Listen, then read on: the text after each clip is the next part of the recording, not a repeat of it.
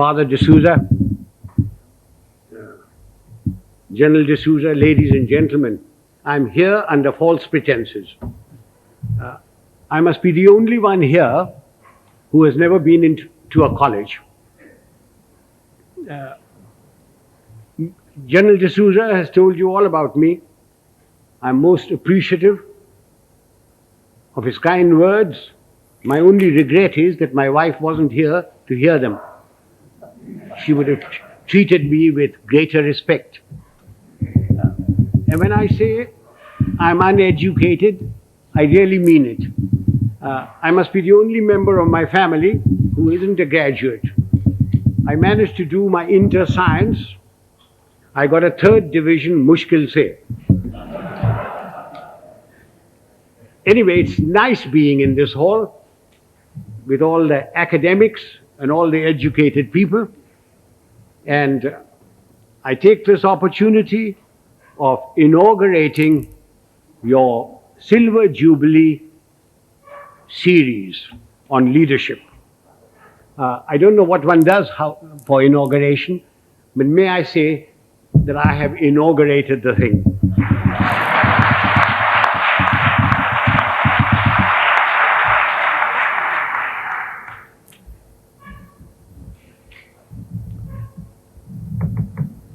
For a long time, I've been watching the scene in India very carefully.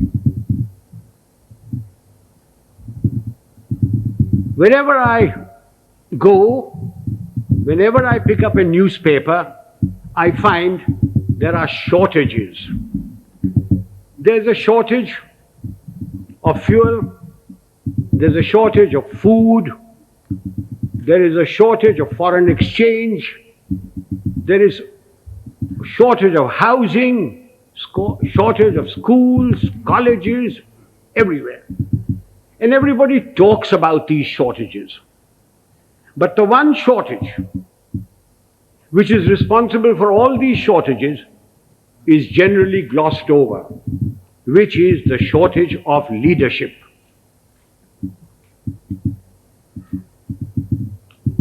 Father, don't misunderstand me, and gentlemen of the press, please don't misquote me, which you are always capable of doing and which you continue doing. When I talk of shortage of leadership, I do not mean just political leadership. I mean leadership in every walk of life. Whether it's political, administrative, in educational institutions, in our sports organizations, in our industry, amongst labor, amongst the law and order contingents, there is a shortage of leadership. I do not know whether leaders are born or leaders are made. There is a school of thought which says leaders are born. Father, we have a population of 780 million people, and we procreate at the rate of 1 Australia every year. And yet, there is a shortage of leadership. So if those of you who think that leaders are born and who contribute to that theory, may I suggest you throw away all Planned Parenthood and really let yourselves go. If leaders are not born, can leaders be made? It is my view that give me a man with reasonable common sense and decency, you can make a leader out of him. What are the attributes of leadership? There are many attributes. The cardinal attribute for leadership is professional knowledge and professional competence. Now, you will agree with me that you cannot be born with professional knowledge. Even if you are the child of a minister, the son of a member of parliament or the progeny of a field marshal. Professional knowledge has to be acquired the hard way. It is a constant study. Professors, engineers, architects, lawyers, solicitors, doctors, they all study their professions continuously. They all contribute to magazines, to newsprints, to all sorts of things. But we in India, as soon as we reach positions of power, whether it's ministerial, secretarial, armed forces, or anywhere else, we think we are the repository of all knowledge. Professional knowledge has to be acquired the hard way. And without professional knowledge, you can never have professional competence. And if you haven't got professional competence, you cannot be a leader. I wonder, those civilian gentlemen who have been charged with the security of this country, whether they have ever read a book on the military profession. I wonder if they know the difference between a gun or a howitzer. I remember a minister one day coming to me. I'd left being the army chief then, and said, and I will talk to you in his own language, "Zara batao, ye howitzer kya cheez hoti hai?" And I said, "What are you talking about, howitzer?" Then I discovered that he meant a howitzer. And I said, "Well, why are you asking me? Why don't you ask the army chief and others?" He said, "Kaise पूछे उनसे? मैं minister हूं, तेरे से तो पूछ लेता हूं, तू जानता है कि मैं बेवकूफ हूं." I wonder if they can distinguish a mortar from a mortar, or a gorilla from a gorilla, although a great many resemble the latter. Ladies and gentlemen, professional knowledge is a sine qua non of leadership. You have to have professional competence if you are expected to lead anything. It doesn't matter whether you are in the army, whether you are in the teaching profession, whether you are in industry. Unless you have professional competence and professional knowledge, you cannot be a leader. And it has to be acquired the hard way. You've got to study all your life. What takes me to the next attribute? The ability to make up your mind and take a decision. And having taken that decision, accepting full responsibility for it. Those of us who have suffered at the hands of superiors who cannot take a decision know what it's like. An act of omission is much worse than an act of commission. An act of commission can be put right, even if the decision is wrong, by colleagues, by subordinates, by somebody. But an act of omission cannot be put right. Why does a person not take a decision? Because he lacks confidence. Why does he lack confidence? Because he lacks professional knowledge and competence. Eustace will tell you that when I was the army chief, I'd go around, ask my generals, "What are you doing about this?" And he said, "Sir, I've been thinking, I've been considering." And then I produced for myself a Manekshawism. And Father, will you forgive my language? I used to say, if you must be a bloody fool, be one quickly. Take a decision. and then accept full responsibility for it. Do you know how much money is lost in the country because somebody won't take a decision? Costs escalate, papers lie in somebody's place for days, for months, for years. And when they finally take a decision, the cost of a project, the cost of something has gone up tenfold. Who suffers? We, the people of India, suffer. So that's the second requisite for leadership.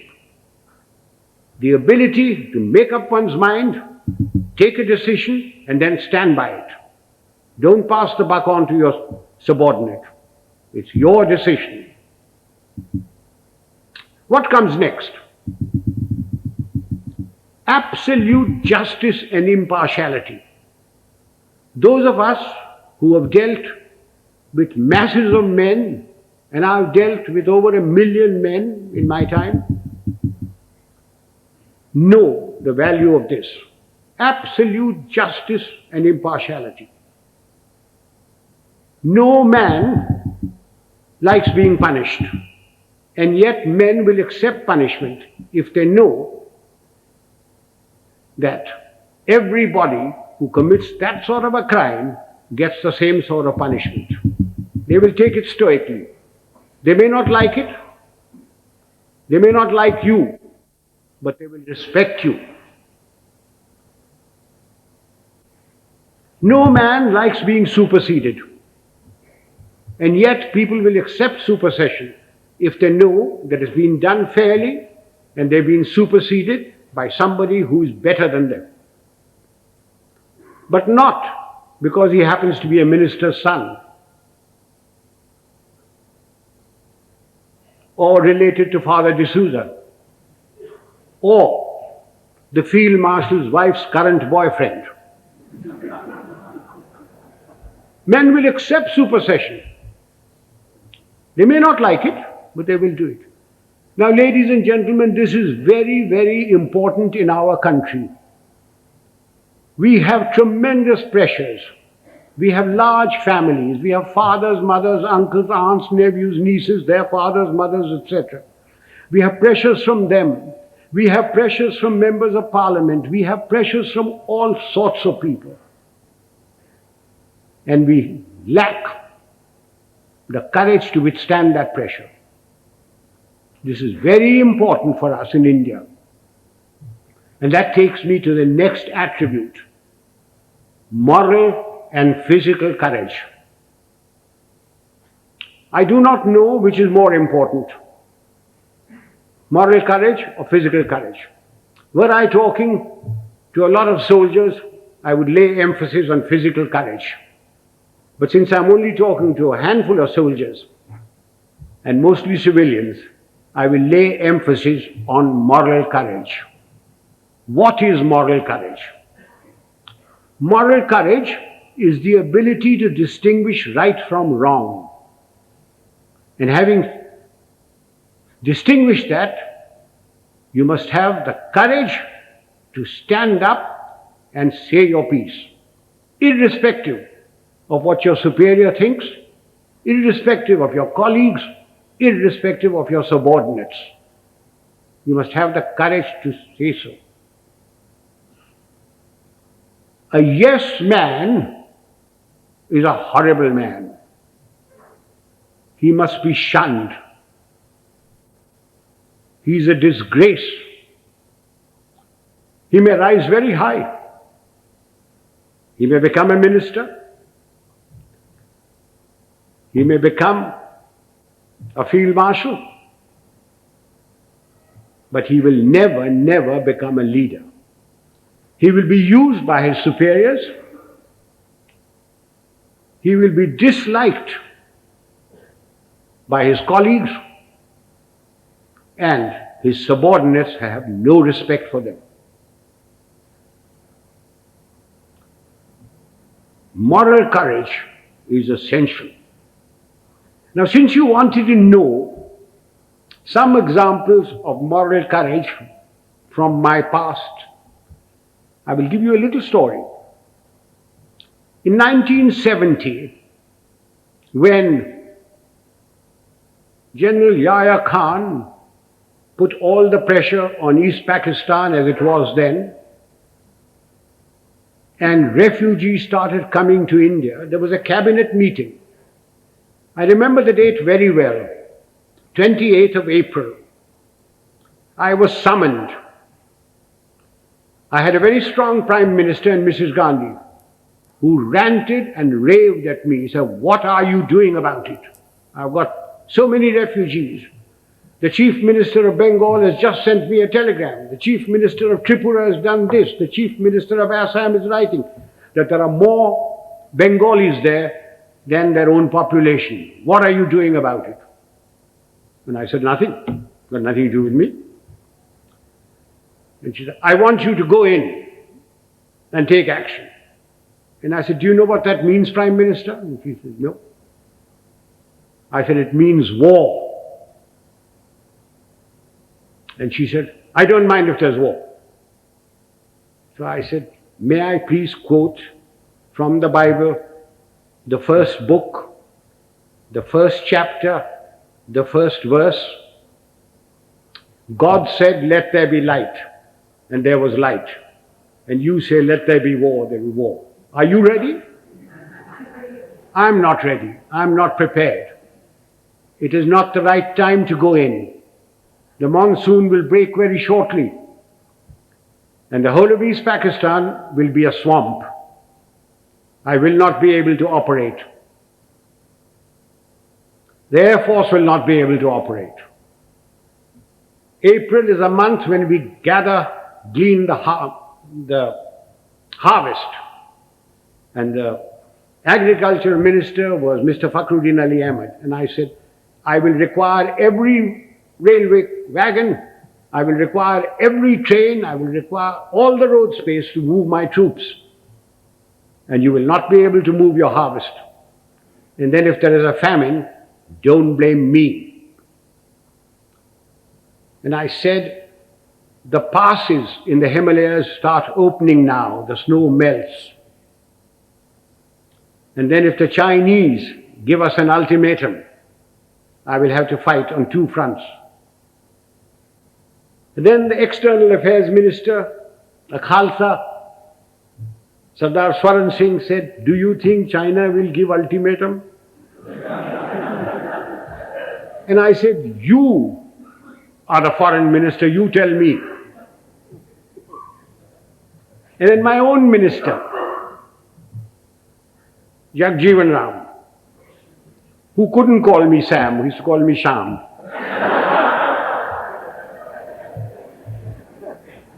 He said, "Sham, maan jao na." I said, "You can manne ki baat hai? I'm telling you what the facts are." And I said, "If you want me to do this, Prime Minister, I guarantee you 100% defeat. Now, Prime Minister, give me your orders." And there was dead silence. And she turned round and said, "The cabinet will meet at 4 o'clock. This happened at 10:30 in the morning. So, as the cabinet ministers walked out, I being the junior most man there, was the last to go, she said, "Chief, will you stay behind?"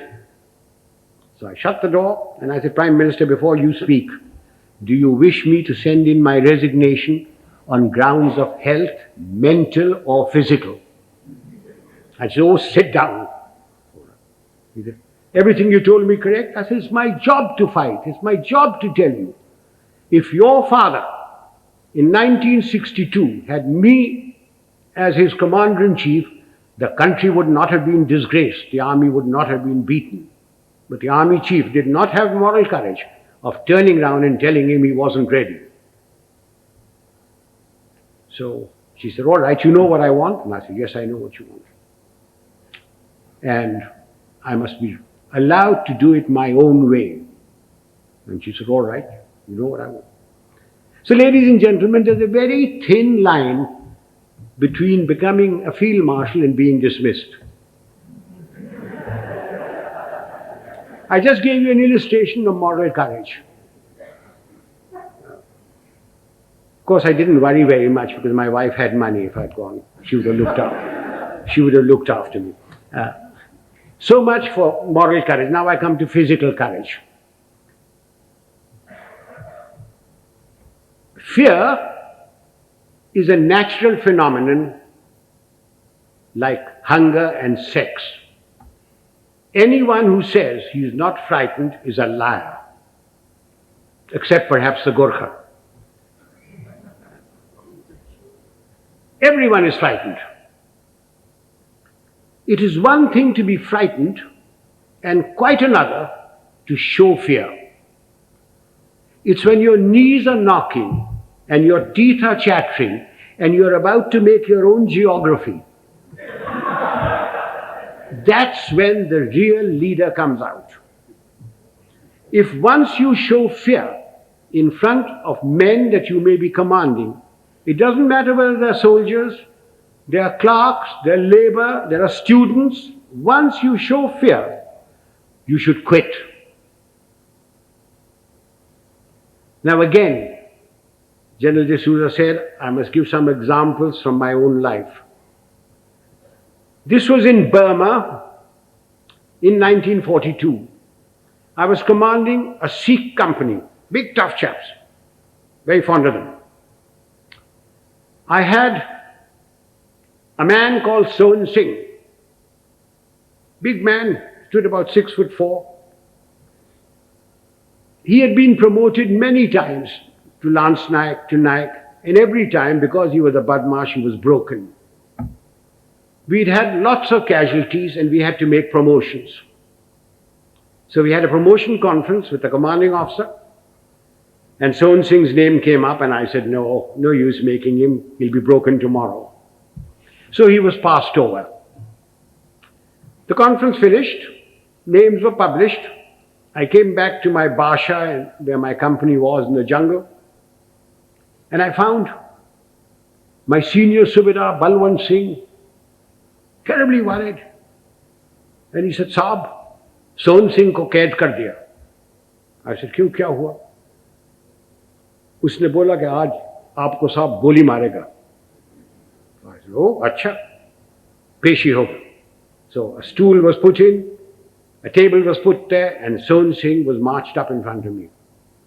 Sohan Singh was at that time a light machine gunner, and light machine gunners carried pistols, and his pistol was taken away from him. So he was marched up in front of me. The usual charge was read out.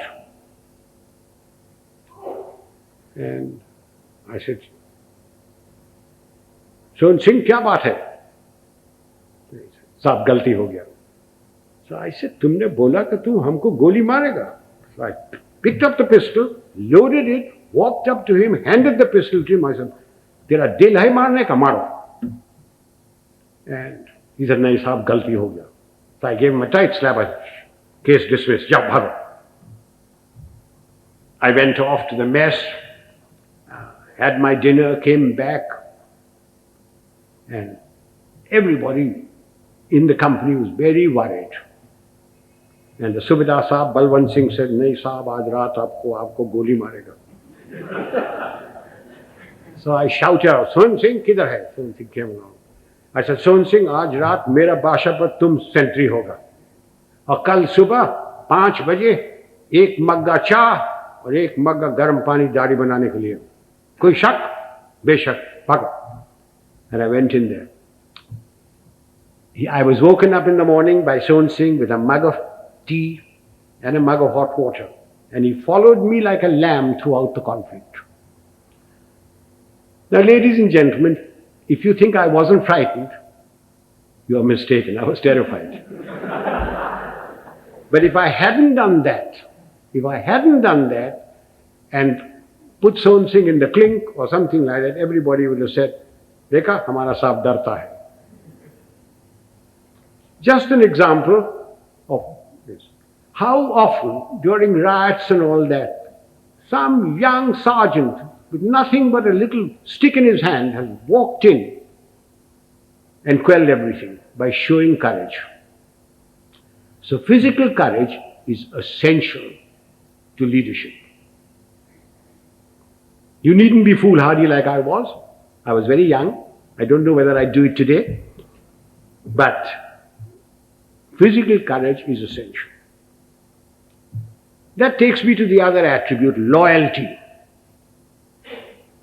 Now, does loyalty require very much explanation? We all expect loyalty from our subordinates. Do we give loyalty to them? Loyalty is a two-way thing. We expect loyalty, we have to give loyalty. Do we give loyalty to our colleagues? So remember that for leadership, you expect loyalty, you've got to give loyalty.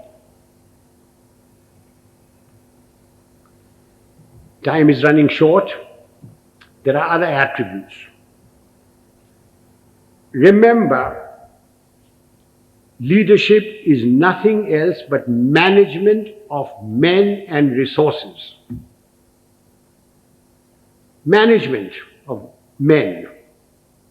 Men have problems. Men in numbers can be very nasty. And a leader must be able to deal with them very firmly. When people misbehave, like they are misbehaving in Bombay these days, it's no use saying Jai Hind to them. You've got to deal with them very, very firmly. But you must never forget that men have problems.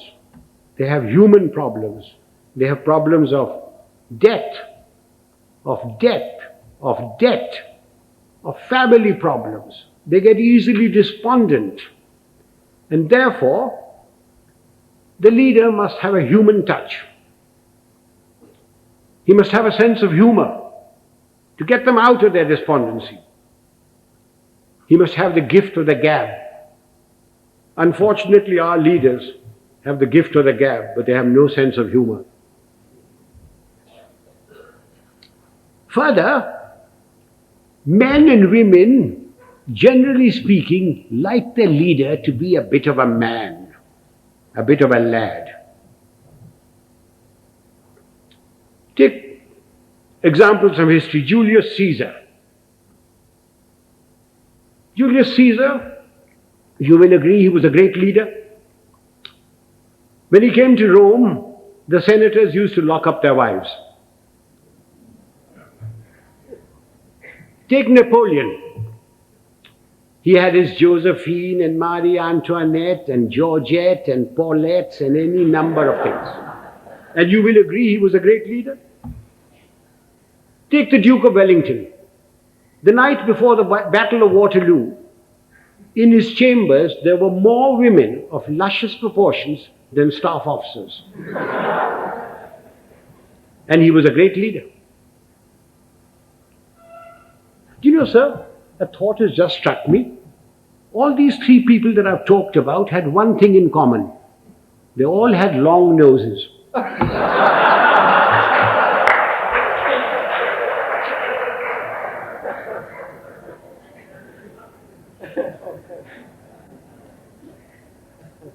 If my time is not up, can I crave your indulgence and talk for another 10 minutes? Ladies and gentlemen, no amount of leadership will put things right. There are two other aspects that we Indians must know and we lack badly. One is discipline and the second is character.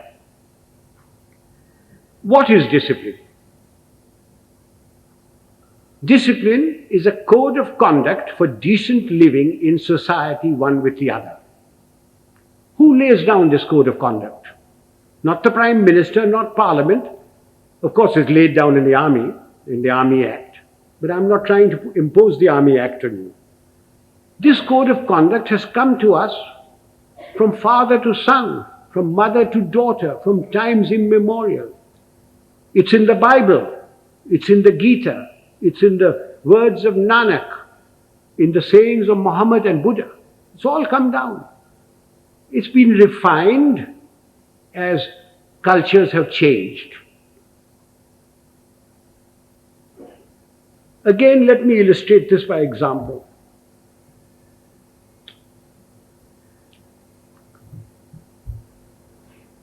Non-punctuality is an act of ill discipline which is injurious to the state, injurious to its people.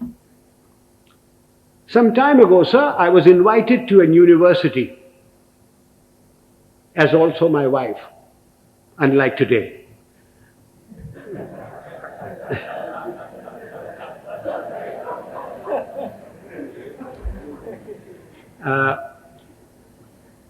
I was called there at a convocation at 5 o'clock in the evening. And having been in the army for 50 years, telling the driver, go slow, go fast, arrived there at 5 o'clock in the evening. I was received by the Vice Chancellor and his lady, the Union Secretary, escorted to the dais. My wife too was asked to sit on the dais, and she politely refused, saying that she'd much rather sit down, as this is the only opportunity she has to look up to me. And as usual, I was garlanded. The Vice Chancellor sang my praises and asked me to talk to these people. There were about 5,000 boys and girls there, plus deans, plus professors, plus lecturers, everybody. And as I got up to get to the desk, to the lectern, the Vice Chancellor says to me, sotto voce, Field Marshal, a fortnight ago we had invited a VIP to the same function. He was allowed to stand at the lectern for exactly 15 seconds. I wish you good luck. I said to myself, had the Vice Chancellor said this in his letter of invitation, I wonder whether I would have come. Anyway, I got up to the lectern and I addressed the gathering for the amount of time that I was allowed. I was heard in pin drop silence, and at the end of it, I got a thunderous applause. The Vice Chancellor and his lady, the deans, professors, lecturers, the student body, and even my wife stood up and gave me a standing ovation. I was most relieved. Although my wife told me afterwards that I looked pale. After the usual vote of thanks, etc., we went out into the gardens where refreshments were given. And I, having an eye for a pretty girl, walked up to a pert little thing, wearing lovely jeans, tight-fitting, and I started a conversation, which ran as follows. I said, my dear, why were you so kind to me today, all of you? I not having the looks of Rajesh Khanna or Amitabh Bachchan, or a speaker like M.G. Ramachandran, when only the other day you were so rude to a VIP. And she said, I quote, "Oh, Field Marshal, that dreadful man. We had invited him at 5 o'clock. He turned up at 6. He brought with him a bevy of security people who pushed us aside and took their places where we should be sitting. He brought with him 2 of his brats, grandchildren probably. He was too old to have those kids that side. But you never know.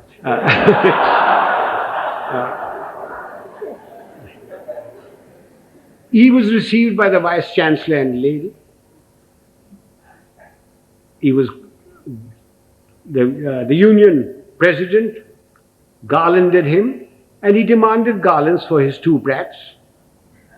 The Union President, being very flexible, diverted the garlands for the Vice Chancellor and his lady to these brats. And then the Vice-Chancellor sang his praises, saying how fortunate we were that he had come here, that he has done so much for the country. And all the while, this man sat there. He had come unwashed, unshaven, wearing a dhoti, exposing 4/5 of his leg, scratching away. And the Vice-Chancellor said that the worthy had been to jail. When he said that, the girl said, I almost shouted he should be there now. Then the Vice-Chancellor asked him to go to the lectern and to talk to us. So he picked up the lemonade or limca or whatever was there, which belonged to his female offspring, and took a sip, which started a howl. When that subsided, the worthy came to the lectern and said, friends and well-wishers, I have not had time to prepare my speech, but my secretary has written something for me, and he produced a whole heap of paper. He said, without any premeditation, without any thought, we made a stay, very short. I unquote. Sir, I thank my lucky stars that 50 years in the army had made me come on time, that I'd been brought up to shave in the morning and shave in the evening if there was a function, that I had a lounge suit on, and although I have very nice legs, I didn't expose them, that I didn't suffer from itch or eczema to indulge in the scratching of the unmentionable.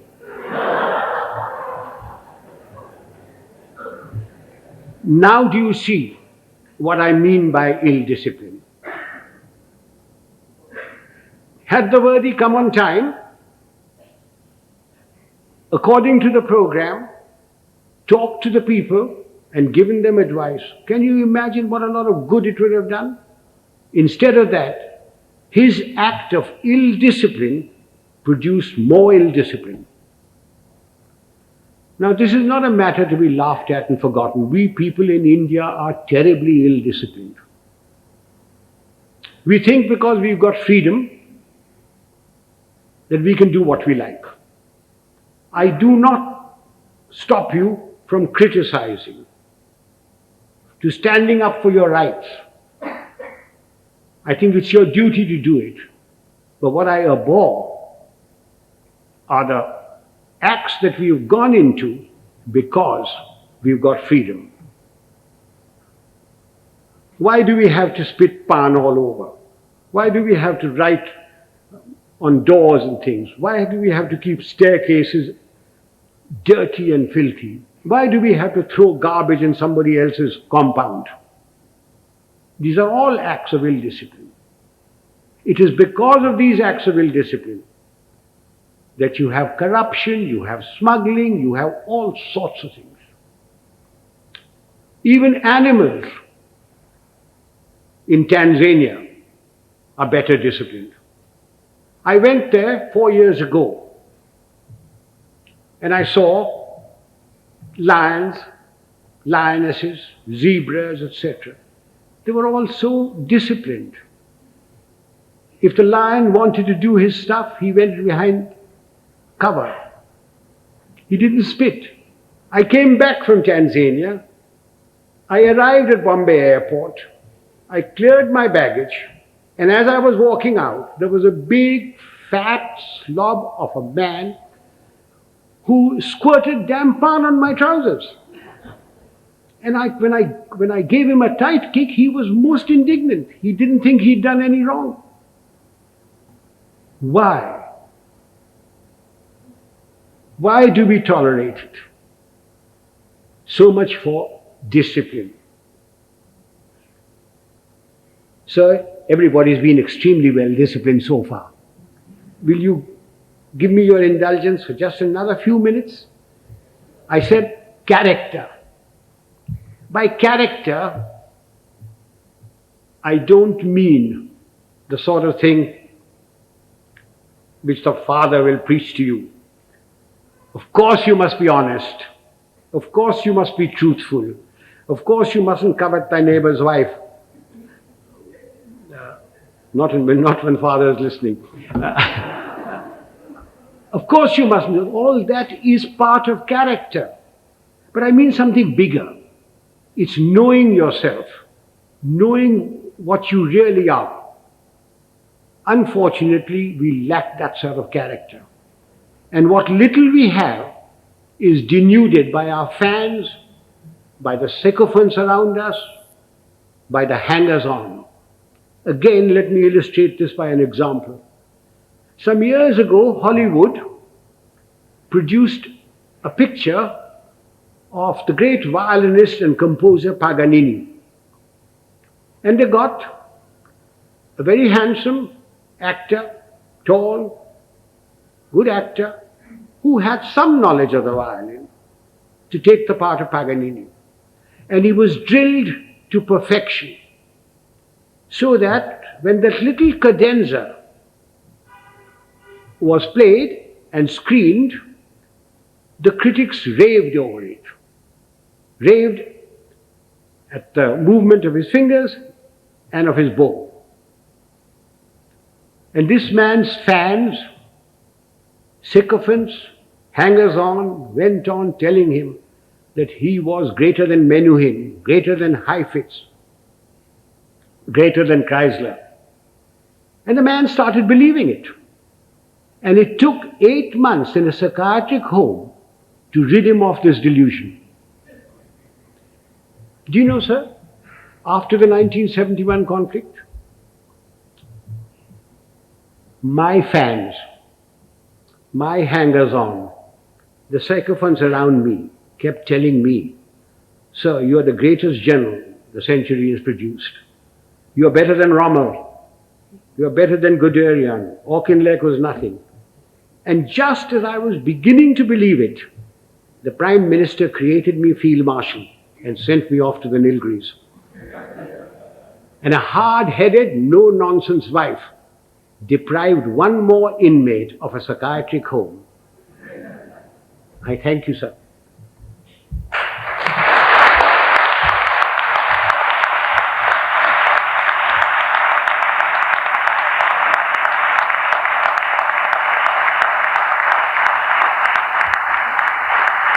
Gentlemen, I'm at your mercy. You can ask me any question you like, personal, pertinent, or impertinent. I'm getting deaf, so you'll have to come nearer me. Punctuality is very essential for this. The engagement was announced at 6:30. You're quite right, sir. I was ready. I was told I was going to be picked up at 6 o'clock. I was ready, waiting. In fact, the people who organized the function came up to me. Just came out of my bath and said, "General D'Souza says, please do not come before 6:45. So will you hang around till 6:30 and then we'll bring you here." Not my fault.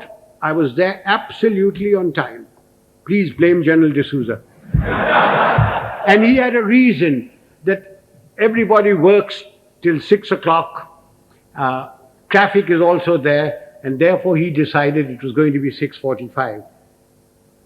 I would like to add that We got to go into East Pakistan. None. Militarily. You cannot go into anybody's country. But we had 9 million refugees. We, in our own country, are starving. We don't have enough clothes, we don't have enough medical attention, we don't have enough food, we don't have enough schooling. But we had 9 million people, through no fault of our own. The Prime Minister of India, went around the whole world telling everybody that I have nothing against Pakistan. In fact, I want Pakistan to be strong. What crime have we committed that we should have 9 million people of somebody else's country in my country? You Americans, if two Indians go there, you kick up a row.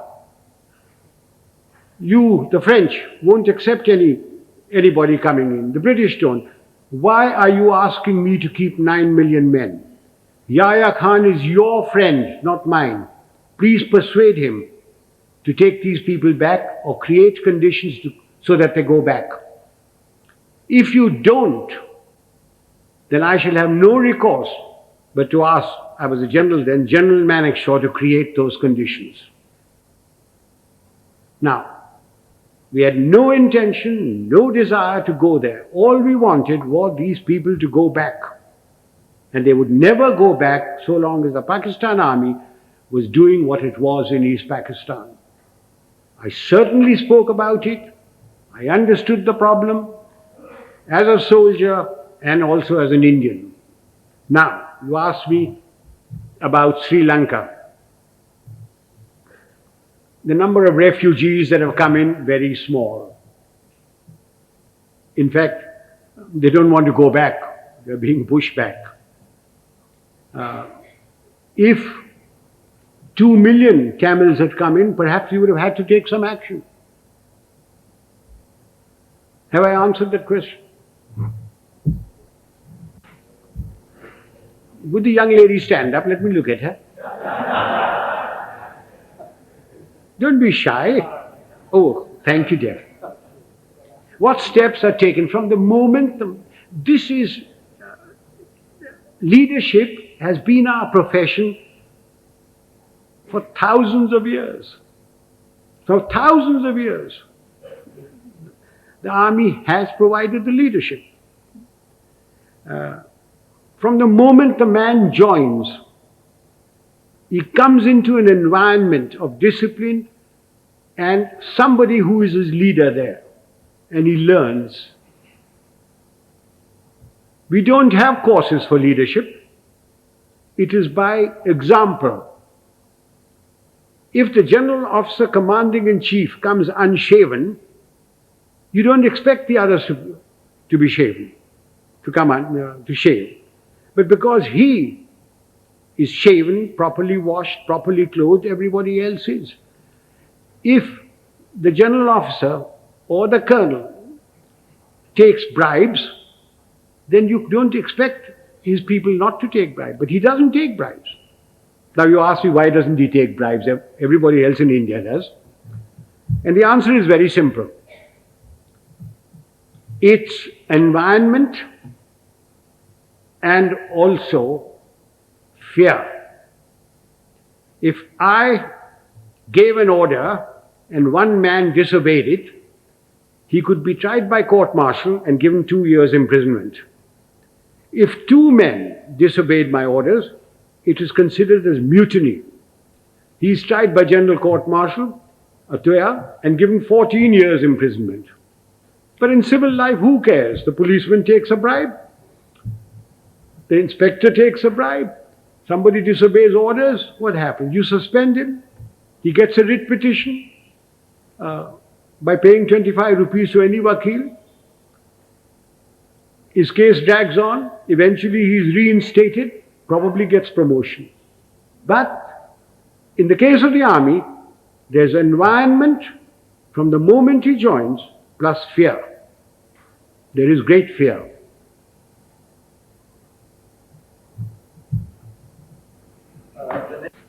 We Indians are alleged or supposed to be very religious people.